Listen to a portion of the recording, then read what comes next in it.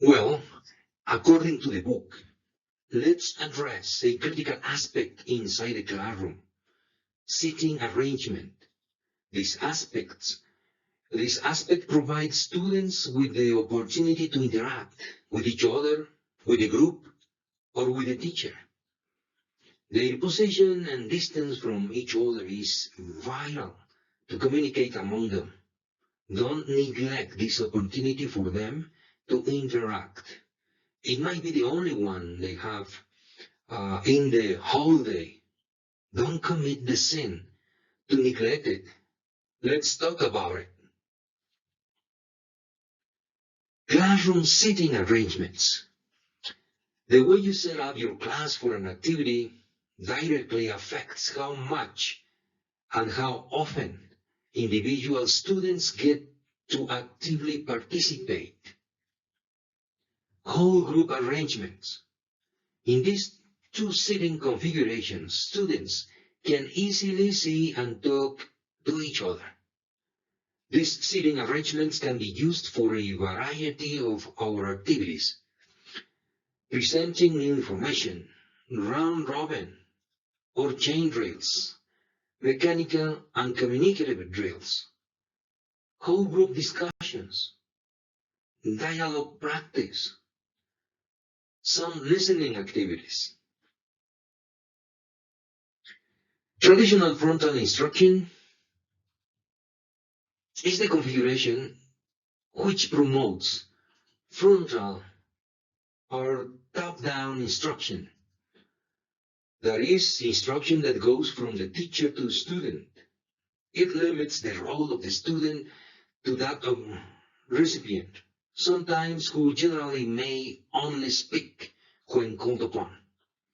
This classroom arrangement is appropriate for situations in which you do not want your students to communicate with each other, such as testing, lectures, viewing films, mechanical drills requiring choral response. Let's see small group arrangements. Working in small groups of 3 or 4 will provide your students with many more opportunities to speak. The following are the few small group activities: discussion, problem solving, information gap, games, brainstorming session, role plays.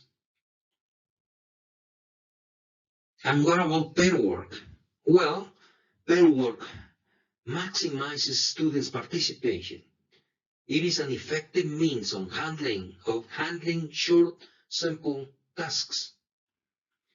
Use pair work for the following activities: checking homework and written assignments, preparing for a group activity, conducting certain question and answer activities, practicing dialogues, creating role plays, interviewing, simulating telephone calls with back-to-back sitting.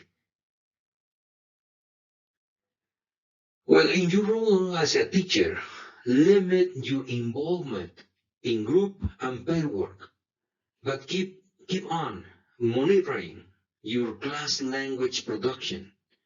Walk around and listen to what they are saying and watch what they are doing in order to assess progress and analyze language problems. Be available to answer questions and provide guidance when needed or requested. Otherwise, do not interrupt or interfere. As a rule, always follow up with the whole class discussion. Here you need to use your strategy to seat a strong student with a weak student so they help themselves. It depends on your own strategy. Do have one. The course is mainly audiolingual, and this is an opportunity to make it communicative. So don't forget to seat your students in the proper way according to your strategy. So see you next teaching time.